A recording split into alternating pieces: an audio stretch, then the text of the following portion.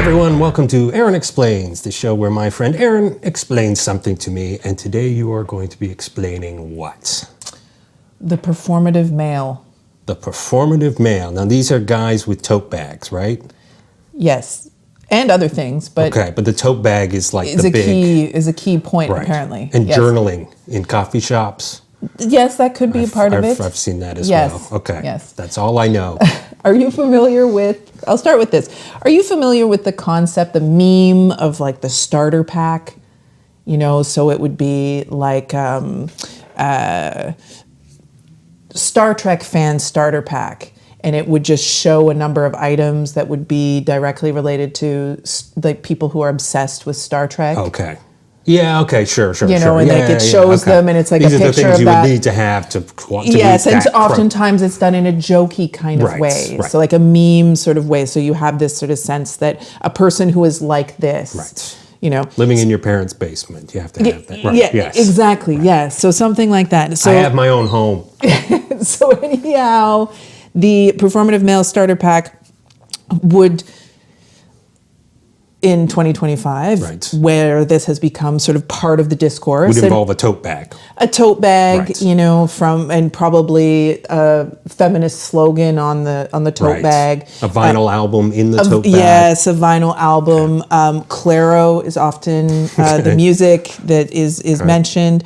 Labubus, you're familiar with the Labubu dolls? They're little fuzzy kind of characters that you can clip on. Oh, that's what those are called. Okay, they're Labubus. Okay. Yes, they're very expensive too. Anyhow, but that's part of it. There's also books. You know, novelists like Sally Rooney, for instance, would be. She's a performative male. She's not a performative male, but her but work, reading the books. Yes, right, yes, okay, like Normal People, right, Conversations with Friends, Intermezzo, right, these novels, that would be that. Okay. But others as well, you know, bell hooks, feminist thinkers, etc.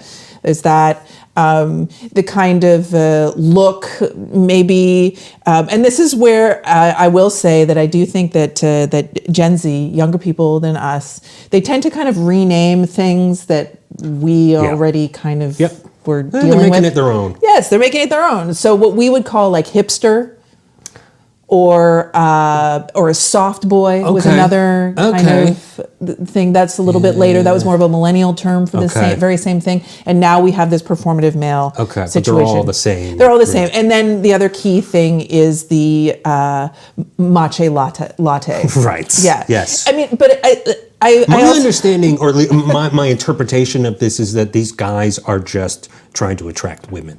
Yes, and that's the idea of this kind of idea of it's like a performance type of thing.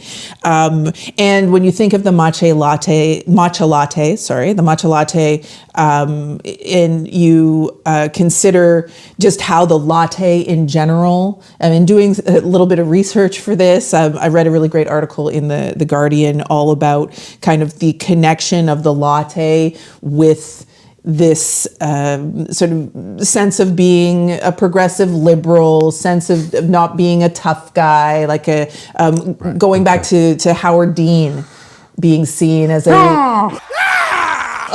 latte swilling, Volvo driving, you know, liberal, etc. So avocado, kale, organic produce, all of these kind of things, Harper's, New Yorker, reading, all of this kind of stuff. So it's been around for a while, this idea, but the reason why this kind of sense has come to the fore today, the concept of the performative male, is that in addition to being in different trend sections of the New York Times or GQ or whatever, it's also, there's been contests. Even here where we live in Montreal, there's been like performative male contests where people will come to a particular location to have a competition about who is the most performative male or the best performative male. How would you, what? Huh? Have you heard about the Timothy Chalamet lookalike contests that were happening? No. Okay, well, there were Timothy Chalamet lookalike contests. And he's a performative male? Well, I think this was more the lookalike arguably, but it was more like the lookalike contest, and then that kind of reached its zenith when Timothy Chalamet actually showed up to one of these things. Yes, but then there were these performative male. I can't recall, but these performative male contests and I. So wait, who's got the biggest tote bag? Who can put the most number of vinyl albums? Who has whose performance of paperbacks sticking out of their performative pockets, masculinity is the best? But the thing that makes me a little bit, let's just say, concerned about this is because that I really feel that,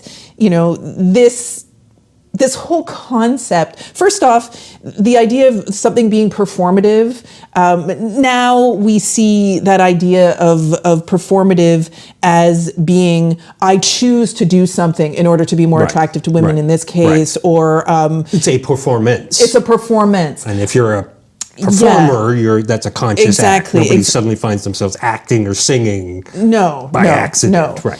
And so I think we are kind of confusing the idea of performativity and performance. Okay. And this word performativity comes from the feminist theorist Judith Butler. It comes from a number of different places, but Judith Butler is sort of the person who's the most famous for this. Right. They wrote a book called Gender Trouble, sort of talking about notions of gender identity. And the idea of performativity was this sense that gender is not an essential part of who you are. Right. Okay, you're not just expressing your biological sex, but the reality is over time, the exact words There's not an innate male expression. No, there's not an innate male expression and an innate female expression. Right. Instead, it's a stylized repetition of acts over time. Okay. And so that means that because we can't go back and see this is what it means to be a man, this is what it means to be a woman, we are all performing gender. Right. No matter whether we want to or we don't.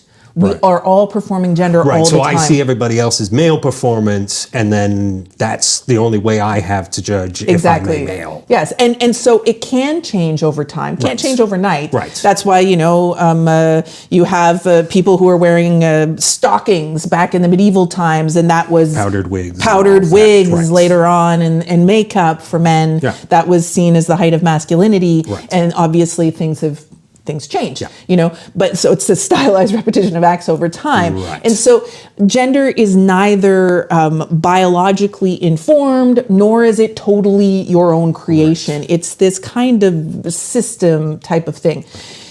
When we have these ideas of the performative male, for instance, I worry a little bit that it's kind of reinforcing this idea that there is an innate masculinity. Right.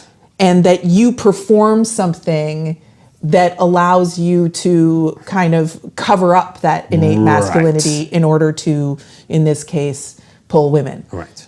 So it could be as simple as they're normally misogynistic assholes who are pretending to be feminists in order to attract women. That would be performative. Yes. I guess it would be a performance, but it would still be a performance. Right. It would be a performance. Okay. All right. The concept of performativity is this idea that gender is not something that is an essential, innate part of who human beings are. And it's more than that. It's more, we can't know. Right. We can't know what bits and pieces. So even if the right wing would like to say that women are inherently nurturing and men are inherently, wanting to start wars, we can't directly connect that to Unless some kind of... Unless we raise a couple of children in complete and total isolation. You're not allowed to do that anymore. Right. But if we could, we could answer this. At one point in time, when there were no ethics, you could do that. Let's see what happens when we take away the puppy. And I think that one of the difficulties here is that, many people sort of see, all this stuff with gender, trans rights, etc. There are so many pronouns. Exactly. I really think that when you are having these kinds of specific performances of masculinity or femininity, I think of something like girl dinner, like the idea of the fact that apparently women on TikTok were last year showing what they would eat, which would be a bunch of snacks kind of together and calling it girl dinner. This sort of gendering this meal, this sense that we have that because I do that. Yes, I know. Yeah, that we want to kind of suggest that this is a particular performance of masculinity. This is a particular like gendered food. Right. It concerns me because I feel that more and more there are challenges to people's ability to be who they are, right. and because... And have it be labeled then performative. Yes, and have it be labeled performative, when in fact that the reality of how gender works, because I agree with Judith Butler and what they say about gender, how gender works is that it's not a zero-sum game. It's not suggesting that, we can really, really know how gender works. Right. It's something that is both, we can sort of control it, but we also can't, because our culture, in order for us to be intelligible within the culture, we are pushed in certain directions. Right. There's a reason why people people talk about gender-affirming care. Gender-affirming care, I think, works for anyone, no matter what their gender identity is. I go and get my hair done and dyed and all this kind of stuff, and that's gender-affirming care. Yeah, right. I wear makeup sometimes. Right. Yeah. That's gender affirming. If I'm going out into the world to go to a job interview, I present myself in a particular way that's affirming my gender identity. And I'm a cisgendered woman. This idea of gender affirming care, we all do it because we all want to be culturally intelligible. But when we start, and there are consequences. Yes, and there are consequences to not fitting in. Yes.